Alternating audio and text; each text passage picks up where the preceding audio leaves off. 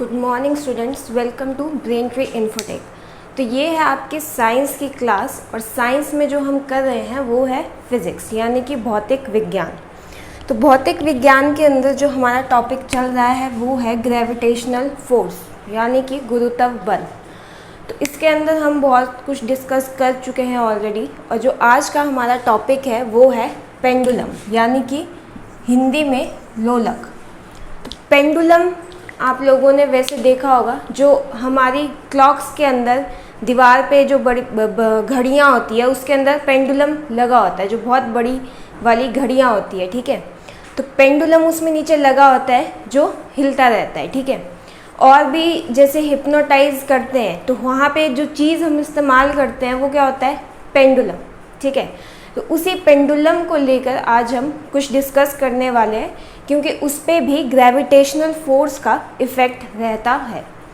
तो पेंडुलम में सबसे पहले तो देखते हैं कि पेंडुलम में क्या क्या चीज़ें होती है। ठीक है, तो एक पेंडुलम जो होता है उसको एक मेटल का पतली सी थ्रेड बनाई जाती है। ठीक है, मेटल की कोई थ्रेड ली जाती है या वुड से जो है पेंडुलम बनाए जाते हैं। वैसे मेटल की एक थ्रेड जो है, पतली सी थ्रेड लेके जो है पेंडुलम बनाया जाता है और उसके नीचे एक मास लगाया जाता है, द्रव्यमान का एक वस्तु लगाई जाती है जिसे हम बॉब बोलते हैं। ठीक है, तो नीचे लगा होता है बॉब और ऊपर होती है मेटल की एक थ्रेड। ठीक है, अब इसको हम इस्तेमाल करते हैं, लेकिन इस पे जो है ग्रेविटेशनल फोर्स का असर रहता है। ठीक है, तो जैसे जैसे हम इसको हिलाते हैं वैसे वैसे ये जो है, इसमें जो है बहुत सारी जो एनर्जी जो है वो वेरी करती है।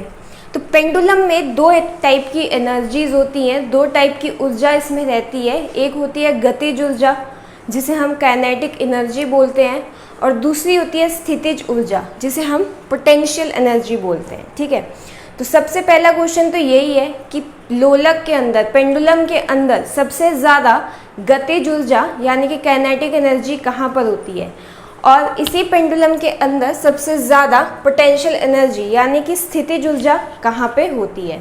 तो सबसे पहले तो जानना ये ज़रूरी है कि काइनेटिक एनर्जी यानी कि गतिज ऊर्जा और स्थितिज ऊर्जा यानी कि पोटेंशियल एनर्जी होती क्या है। ठीक है, तो काइनेटिक एनर्जी जिसे हम बोलते हैं गतिज ऊर्जा, नाम से ही पता चलता है गति, ऐसी ऊर्जा जो वस्तु में तब आती है जब कोई भी वस्तु जो है वो गति करती है। ठीक है, कोई भी जब चलता है तो उसके पास कौन सी ऊर्जा होगी, उसके पास होती है गतिज ऊर्जा।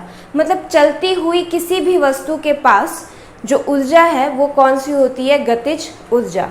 और उससे ठीक उल्टी होती है स्थितिज ऊर्जा यानी कि पोटेंशियल एनर्जी, ऐसी ऊर्जा जो एक वस्तु में तब होती है जब वो स्थिर रहता है। जब कोई चीज़ कहीं पे पड़ी हुई है बहुत टाइम के लिए तो उसमें भी एनर्जी होती है और उस एनर्जी का नाम होता है स्थितिज ऊर्जा। ठीक है, जब कोई भी चीज़ विराम अवस्था में होगी तो उसके पास कौन सी ऊर्जा होगी, स्थितिज ऊर्जा।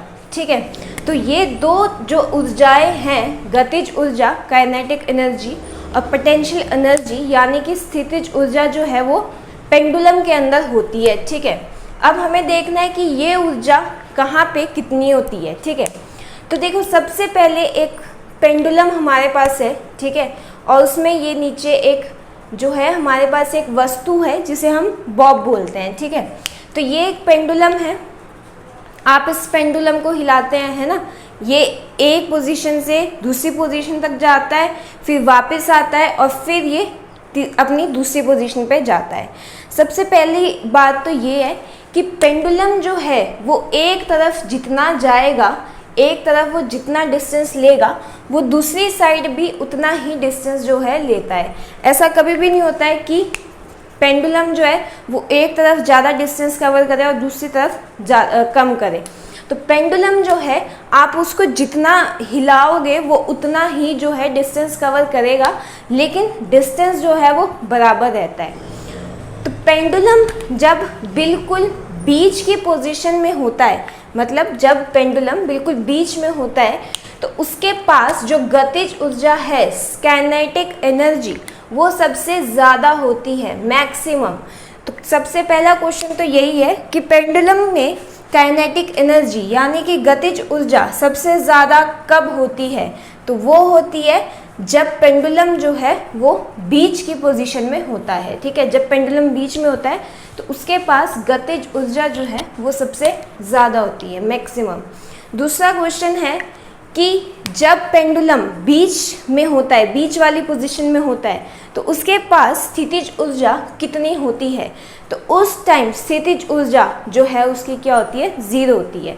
आप खुद देख सकते हो कि जब आप पेंडुलम को हिलाते हो तो पेंडुलम यहाँ से यहाँ तक जाता है, फिर यहाँ आता है, यहाँ आके तो उसमें गति जो है वो मैक्सिमम हो जाती है, सबसे ज़्यादा हो जाती है, तभी वो यहाँ से यहाँ पे वापस जा पाता है, ठीक है।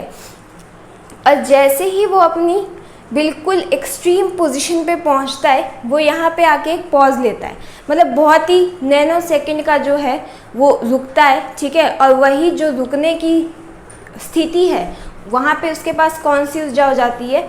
स्थितिज ऊर्जा, ठीक है।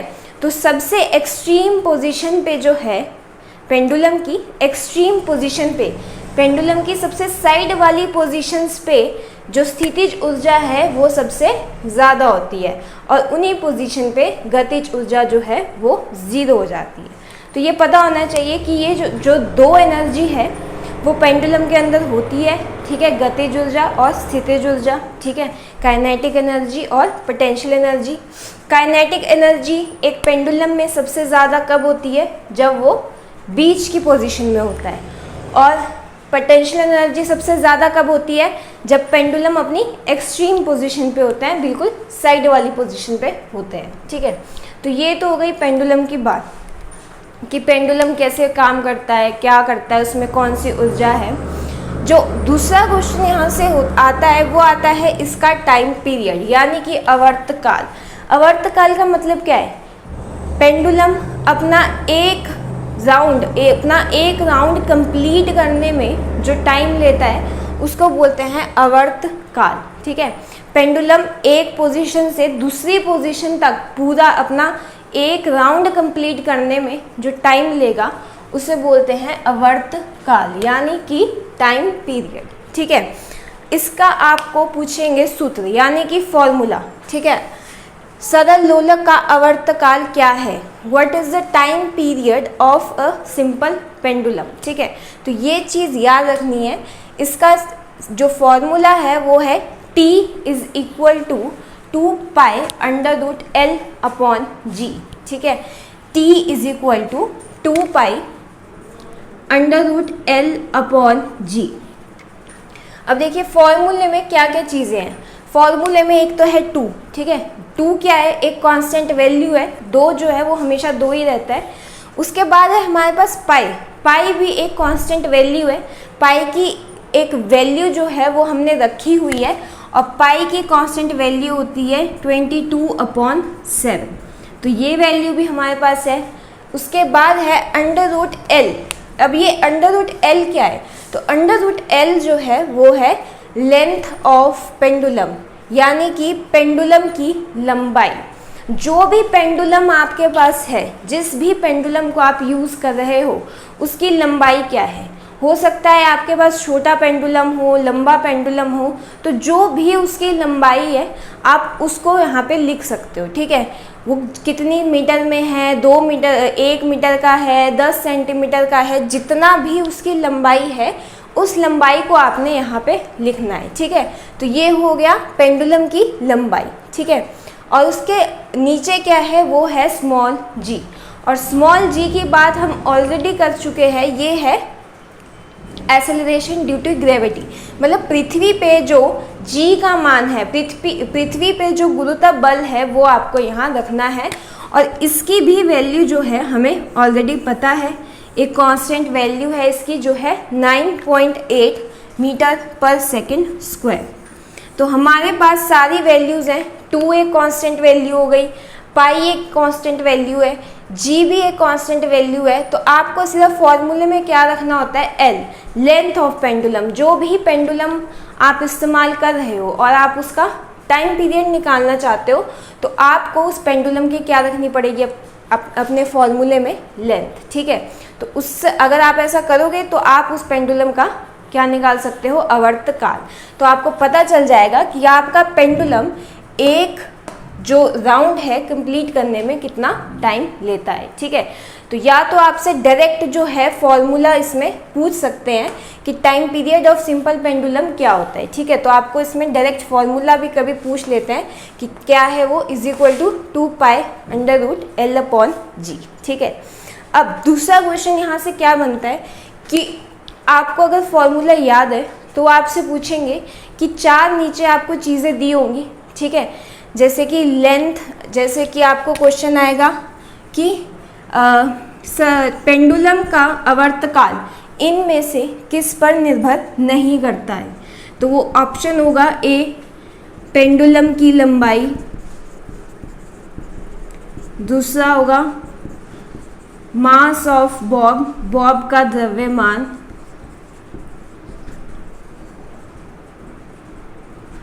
तीसरा होगा जी और डी होगा सभी, ठीक है।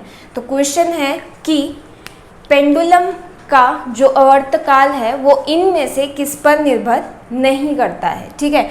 तो अब आपको अगर फॉर्मूला याद है कि फॉर्मूला जो है वो है 2π√L/G, तो आप इजीली जो है बोल सकते हो कि इसमें क्या है, पेंडुलम की लंबाई पे तो निर्भर करता है, ये तो आपको पता है। नीचे क्या है, स्मॉल जी, इस पे भी निर्भर करता है। तीसरा क्या है, बॉब का द्रव्यमान, यानी कि मास ऑफ दी बॉब, और वो कहीं पे फॉर्मूले में मेंशन नहीं है, ठीक है। मास पे डिपेंड नहीं करती है। आप पेंडुलम के नीचे कुछ कितने भी मास की कोई भी चीज़ लगा दो, आप यहाँ पे 100 ग्राम की बॉल लगा दो या आप यहाँ 1 किलो का पत्थर लगा दो, कुछ भी लगा दो, 10, 100 जितना भी, ये उस पर डिपेंड नहीं करता है, ठीक है। तो मास, द्रव्यमान पर जो है सरल लोलक का जो हमारा टाइम पीरियड है आवर्तकाल वो निर्भर नहीं करता है, ठीक है। तो ये यहाँ से क्वेश्चन इसका बनता है कि सरल लोलक का द्रव्यमान इनमें से किस पर निर्भर नहीं करता है। और अगर ये क्वेश्चन आया तो हमेशा ऑप्शन में जो है क्या होगा, द्रव्यमान। ये हमने पहले भी एक क्वेश्चन के अंदर किया था, जब हमने क्या किया था, जी, स्मॉल जी किस पर निर्भर नहीं करता है, तो स्मॉल जी भी जो है ना आपका वो द्रव्यमान पर निर्भर नहीं करता है, ठीक है।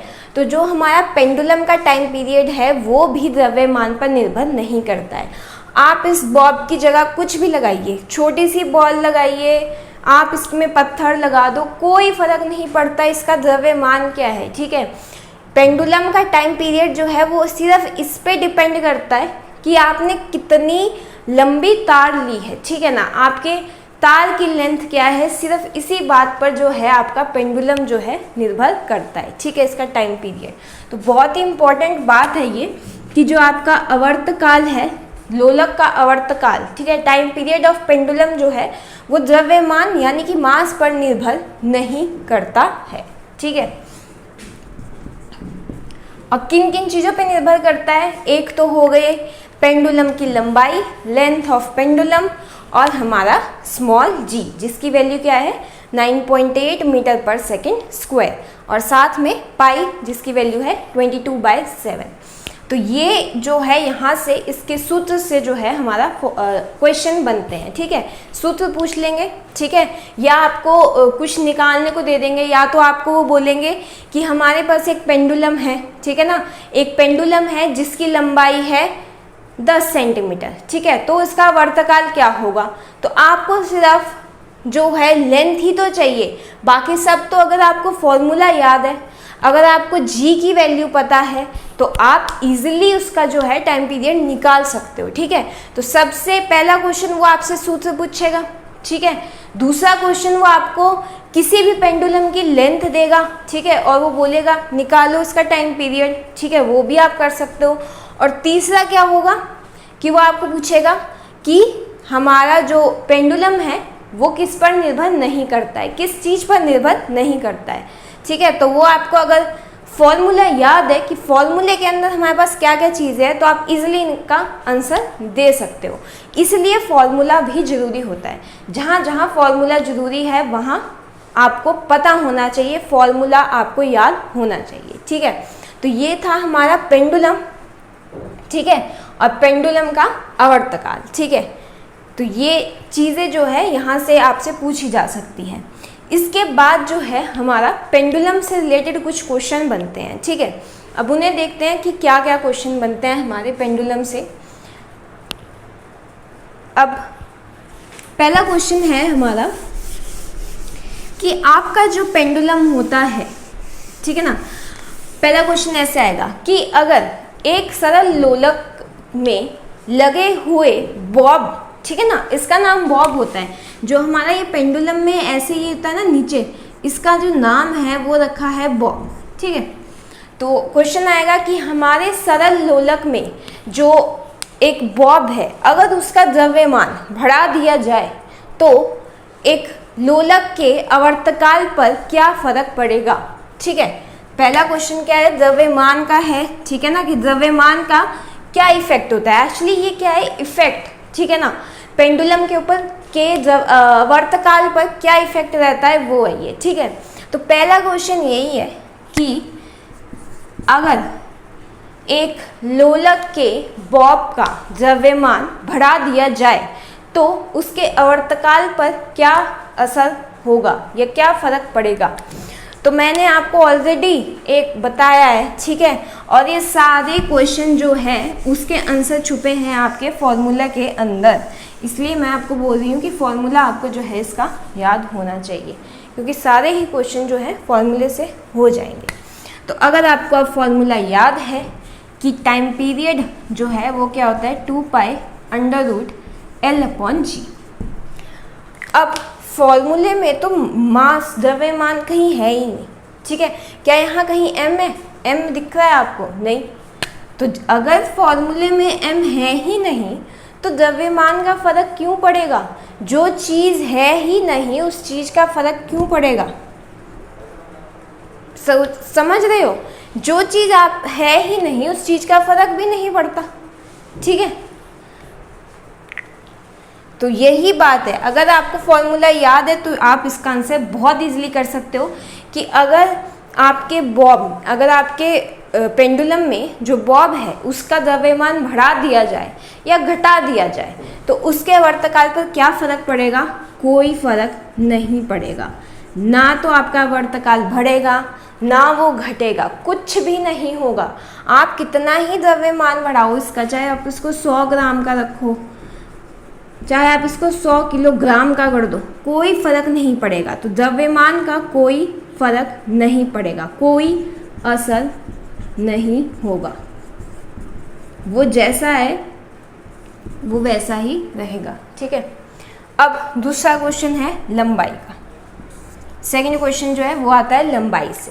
क्वेश्चन वही है कि अगर एक पेंडुलम की लंबाई को बढ़ा दिया जाए, ठीक है, अगर एक पेंडुलम की लंबाई को बढ़ा दिया जाए तो उसके आवर्तकाल पर क्या फ़र्क पड़ेगा। अब फॉर्मूला, वापस फॉर्मूला देखते हैं, ठीक है। फॉर्मूले के अंदर L है, लेंथ है, हाँ है, मतलब लेंथ से कुछ फ़र्क पड़ने वाला है, ठीक है, लंबाई का इफेक्ट होगा। अब ये देखना है कि लंबाई बढ़ाने से क्या होगा और लंबाई घटने से क्या होगा। देखो वैसे तो कॉमन सेंस की बात है, ठीक है, आप खुद देख सकते हो। आपके पास ये पेंडुलम है, ठीक है, ये आपका पेंडुलम है इतना, ठीक है, आपने इसको हिलाया और ये यहाँ तक गया, यहाँ से यहाँ तक और यहाँ से यहाँ तक, ठीक है। अब आपका मन कर रहा है कि मैं इस पेंडुलम की लेंथ को बढ़ा दूँ, ठीक है, आपने इसके पेंडुलम की लेंथ थोड़ी बढ़ा दी, इतनी कर दी। अब जब आपने इसको हिलाया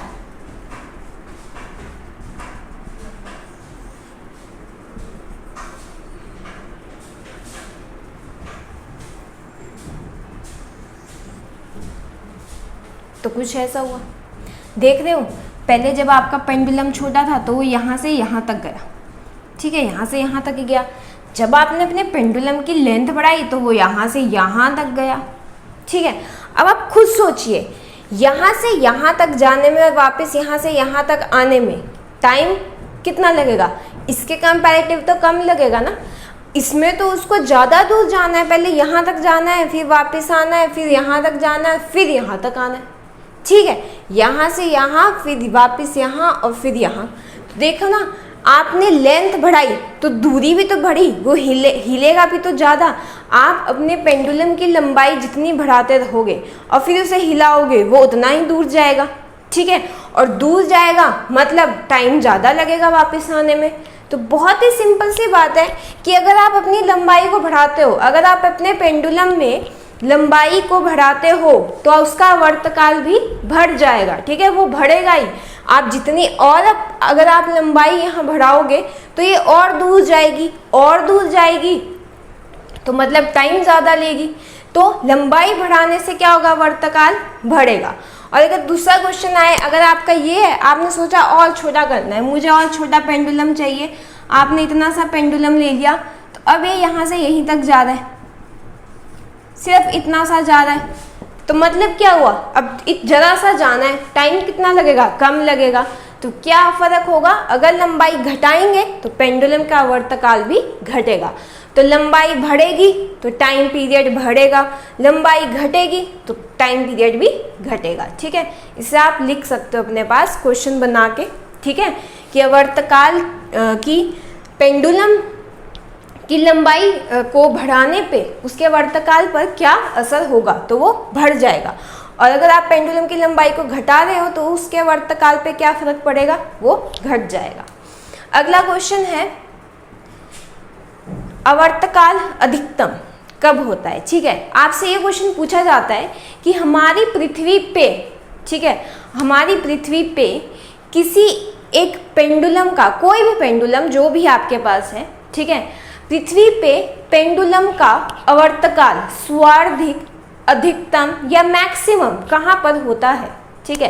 क्वेश्चन यही है कि एक लोलक का आवर्तकाल पृथ्वी पर अधिकतम या मैक्सिमम कहाँ पर होता है, ठीक है। तो ये आपको याद रखना है कि हमारा जो आवर्तकाल है वो अधिकतम, सबसे ज़्यादा जो है कहाँ होगा, एक पेंडुलम का आवर्तकाल सबसे अधिकतम पृथ्वी पे कहाँ पे होगा, भूमध्य रेखा पर, यानी कि इक्वेटर पर, ठीक है। इक्वेटर पर अगर आप इक्वेटर पे जाओ अपने पेंडुलम को लेके, तो वहाँ पे उसका टाइम पीरियड जो है ना वो सबसे ही ज़्यादा आएगा, ठीक है। और अगला क्वेश्चन है कि पेंडुलम का आवर्तकाल न्यूनतम, सबसे कम कहाँ होगा, तो वो होगा ध्रुवों पर, ध्रुवों पर, यानी कि पोल्स पर। अब ऐसा क्यों है इसको भी समझ लेते हैं, ठीक है। इक्वेटर पे ज़्यादा क्यों है और ध्रुवों पर कम क्यों है, तो इसको समझ लेते हैं। अब ये भी देखो फॉर्मूले में ही है, अगर आप फॉर्मूला समझ पाते हो तो आपके लिए ये बहुत ही आसान चीज़ें हैं, ठीक है। इन्होंने बोला कि पृथ्वी पे जो है ये आपका क्या हो गया, इक्वेटर, और ये क्या हो गया आपके पोल्स। ये है आपका formula T is equal to 2 pi √L/G। तो ये है आपका फॉर्मूला। और क्वेश्चन है कि एक लोलक का, एक पेंडुलम का आवर्तकाल सबसे ज़्यादा कहाँ पर होता है, ठीक है। तो हमें पता है कि एक पेंडुलम अगर आपके पास है और आप उसे ले जाते हो पृथ्वी पे इक्वेटर के ऊपर, तो वहाँ पे उसका आवर्तकाल सबसे ज़्यादा होता है, ठीक है। तो सब पहले तो उसको लिख लीजिए कि एक पेंडुलम का आवर्तकाल सबसे ज़्यादा मैक्सिमम भूमध्य रेखा यानी कि इक्वेटर पर होता है, ठीक है। और सबसे कम कहाँ होता है, पोल्स पे। ये इसलिए है क्योंकि यहाँ पे G है। बहुत ही सिंपल बात। अगर आपको याद है कि G जो है वो मैक्सिमम कहाँ होता था,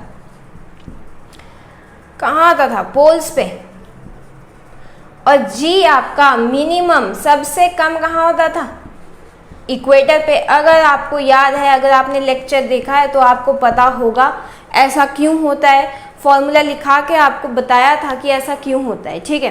अब देखिए G जो है आपको सबसे पहले तो ये पता होना चाहिए, मैं पहले भी आपको ये चीज़ बोल चुकी हूँ कि अगर जो चीज़ नीचे होती है ना, नीचे जो चीज़ होती है उसके भरने से सामने वाली चीज़ कम हो जाती है, और अगर नीचे वाली चीज़ घटेगी तो सामने वाली चीज़ बढ़ जाती है।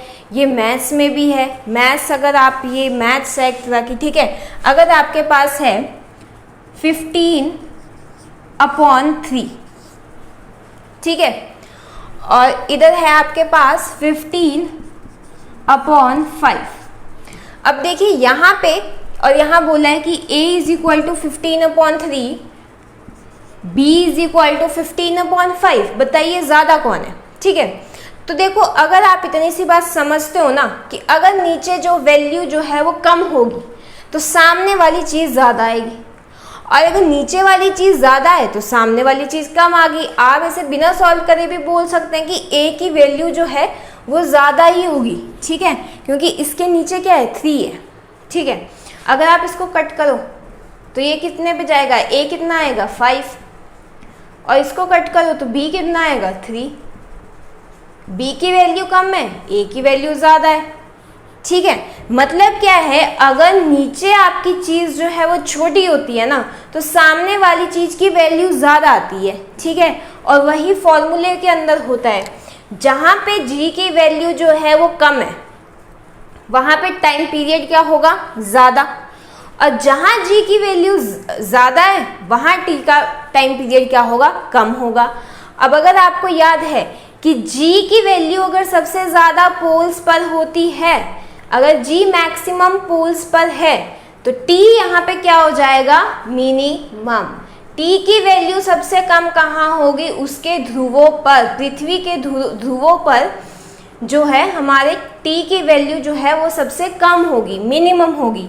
अब g की वैल्यू जो है सबसे मिनिमम कहाँ होती थी, इक्वेटर पे। g छोटा कहाँ है, g अगर छोटा है तो ये क्या होगा, बढ़ेगा। तो g मिनिमम कहाँ है, इक्वेटर पे। इसका मतलब t यहाँ पे क्या होगा, मैक्सिमम, ठीक है। तो ये है हमारा कि एक पेंडुलम का टाइम पीरियड जो है वो मैक्सिमम और मिनिमम कहाँ पर होगा, ठीक है। अगला जो इससे क्वेश्चन बनता है, जो आपसे पूछ लेते हैं कि हमारी गर्मियों के दिनों में एक पेंडुलम के आवर्तकाल पर क्या फ़र्क पड़ता है, ठीक है। आप सोच सकते हैं ऐसे कि गर्मियों के दिनों में एक पेंडुलम के आवर्तकाल पर क्या फ़र्क पड़ेगा,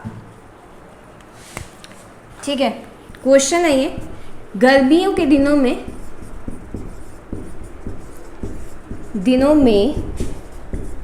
एक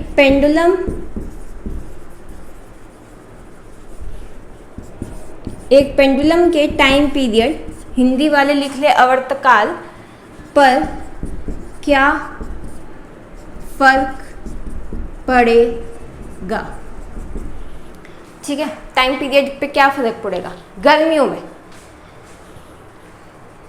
तो आंसर इसका जो है वो है कि आवर्तकाल यानी कि टाइम पीरियड बढ़ेगा, ठीक है।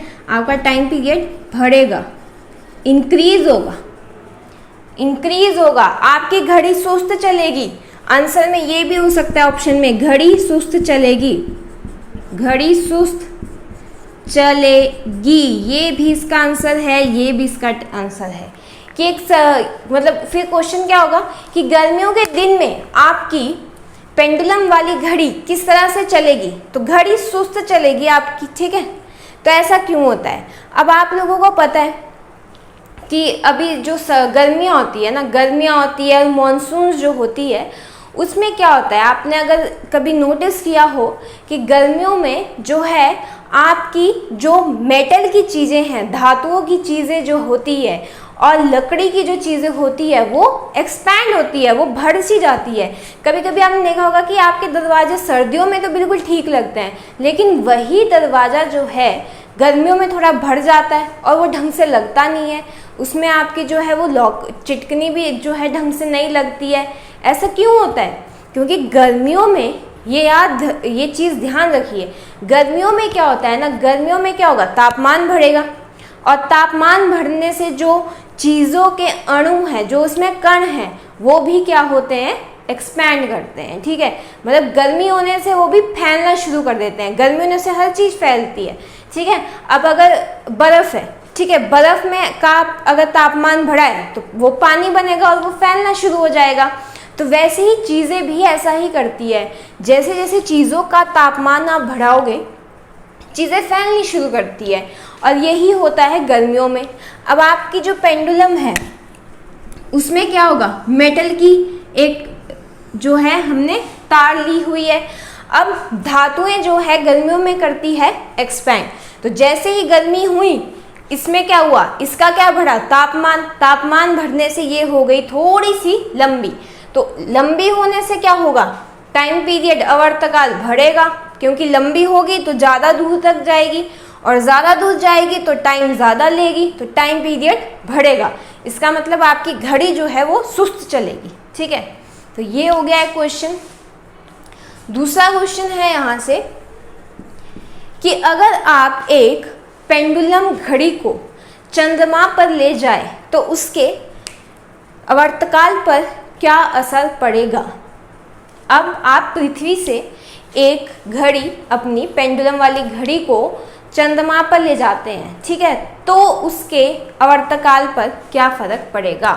तो आपकी चंद्रमा पर भी घड़ी जो है वो सुस्त चलेगी, उसका जो आवर्तकाल है वो बढ़ेगा, क्योंकि फॉर्मूला है T = 2π√L/G। और आपको पता है चंद्रमा पर G का मान क्या हो जाता है, कम। ये कम होगा तो क्या बढ़ेगा, सामने वाली चीज की वैल्यू बढ़ जाएगी। तो वहां पे G है कम, पृथ्वी से बहुत ही कम, तो G कम है, तो मतलब चंद्रमा पर किसी भी पेंडुलम घड़ी का जो आवर्तकाल है वो बढ़ जाएगा। ठीक है, तो इस तरह के क्वेश्चन जो है वो आपसे पेंडुलम से पूछ लिए जाते हैं। ठीक है, कि द्रव्यमान बढ़ाने पे क्या होगा, लंबाई बढ़ाने पे क्या होगा, इक्वेटर पे क्या होगा, पोल्स पे क्या होगा, या आपसे पूछे कि मार्स पे ले जाए तो क्या होगा, चंद्रमा पे ले जाए तो क्या होगा। तो ऐसी तरह के क्वेश्चन जो है आपसे पेंडुलम से पूछे जाते हैं। ठीक है, मेन क्या चीज़ है इसमें, जो मेन है इसका आप कह सकते हो हीरो है, ठीक है, इस टॉपिक का, वो है इसका फॉर्मूला। पेंडुलम का फॉर्मूला अगर आपको याद है तो ऐसा कोई भी क्वेश्चन नहीं है जो आप पेंडुलम का नहीं कर सकते, क्योंकि सारे ही क्वेश्चन इस पे बेस्ड है। T = 2π√L/G। अगर आपको फॉर्मूला याद है, अगर आपको पता है कि इसमें L क्या है, G क्या है, तो बहुत ही इजी जो है ये टॉपिक है, क्योंकि सब कुछ जो है बोलते हैं ना कि पूरी जो स्टोरी है वो कहाँ पे है, पूरी स्टोरी जो इसके इर्द गिर्द घूम रही है वो किसके, इसके आवर्तकाल के फॉर्मूले में। तो फॉर्मूला अगर आपको याद है तो आप बहुत ही इजीली बता सकते हो कि क्वेश्चन इसके जो है आंसर क्या बनते हैं। ठीक है, तो ये था टाइम पीरियड पे बेस्ड क्वेश्चन, पेंडुलम के टाइम पीरियड पे बेस्ड क्वेश्चन जो आपसे पूछ लिए जाते हैं। ठीक है, तो ये था आज का हमारा टॉपिक। ठीक है, ग्रेविटेशन का। कल पढ़ेंगे कैपलर के लॉ। कैपलर ने प्लानिटरी मोशन के 3 लॉ दिए थे। वो लॉ क्या थे, पैरागी क्या है, अपॉगी क्या है, किस तरह से जो है सूर्य ग्रहण है, चंद्र ग्रहण है, उस सब के बारे में जो है हम कल पढ़ेंगे। ठीक है, आज जो हमारी नेक्स्ट चीज़ है वो है इंस्ट्रूमेंट्स। ठीक है, 5 इंस्ट्रूमेंट हम ऑलरेडी कर चुके थे, नेक्स्ट 5 इंस्ट्रूमेंट्स हमने करने हैं। ठीक है, तो वो कौन कौन से हैं, तो ये हैं हमारे अगले 5 इंस्ट्रूमेंट्स। ठीक है, जो हम पढ़ने वाले हैं। ठीक है, पहला है 6th इंस्ट्रूमेंट जो है वो है बैरोग्राफ। ठीक है, बैरोग्राफ, हिंदी में भी आप इसको लिख सकते हो बैरोग्राफ। तो बैरोग्राफ का काम क्या है, वायुमंडलीय दाब को लगातार मापने के लिए। ठीक है, अगर आप लगातार वायुमंडल दाब को नापना चाहते हैं तो आपको किस इंस्ट्रूमेंट का इस्तेमाल करना पड़ेगा, वो है बैरोग्राफ। अब अगला देखिए, अगला है बैरोमीटर। एक था बैरोग्राफ, एक है बैरोमीटर। बैरोमीटर का इस्तेमाल भी आपका वायुमंडलीय दाब यानी कि एटमॉस्फेरिक प्रेशर को ही नापने के लिए किया जाता है। लेकिन फ़र्क क्या है, अगर आप लगातार नापना चाहते हो, हर सेकंड की पल पल एटमॉस्फेरिक प्रेशर की आप खबर रखना चाहते हो, तो आपको बैरोग्राफ इस्तेमाल करना पड़ेगा। लेकिन अगर सिंपली पूछा है कि एक एटमॉस्फेरिक प्रेशर को नापने के लिए किस इंस्ट्रूमेंट का इस्तेमाल होता है, तो वो होगा बैरोमीटर। अगला है बायनोकुलर्स। बायनोकुलर्स आप लोग जानते भी होंगे, आप इस्तेमाल भी करते हैं इस चीज़ को दूर की वस्तु को देखने के लिए। अगर आप दूर की किसी वस्तु को देखना चाहते हो तो जिस इंस्ट्रूमेंट का आप इस्तेमाल करोगे वो है बायनोकुलर्स, और हम करते भी हैं इसका इस्तेमाल। अगला है बोलोमीटर। ठीक है, इसका काम क्या है, ऊष्मा संचरण को मापने के लिए हीट रेडिएशन को जो मेज़र करता है वो है बोलोमीटर। और लास्ट है हमारा कैलिपर। कैलिपर का इस्तेमाल हम फिजिक्स की लैब में बहुत ज़्यादा करते हैं। ठीक है, ये क्या करता है, वस्तु का भीतरी अथवा बाहरी व्यास जो है वो मापता है। Measure inner and outer diameter of a object. कोई भी वस्तु जो है आप उसको उसके अंदर रख सकते हो और ये इसमें आपका जो है इसको नापता है। ठीक है, तो आप इसका स्क्रीनशॉट ले सकते हैं और अपने पास इसको लिख सकते हैं। इसको याद करिए, डेली 5 याद करेंगे तो आपको बहुत सारे इंस्ट्रूमेंट्स जो है इसमें आपको याद हो जाएंगे। ठीक है, तो 5 हम ऑलरेडी कर चुके थे, 5 नेक्स्ट हो चुके हैं। 10 इंस्ट्रूमेंट मेरे हिसाब से तो आपको याद हो जाने चाहिए। ठीक है, तो ये था आपका आज का लेक्चर। आई होप आपको लेक्चर पसंद आया हो। ठीक है, do like the lecture and tell your friends to subscribe this channel. Okay, so thank you for watching the lecture.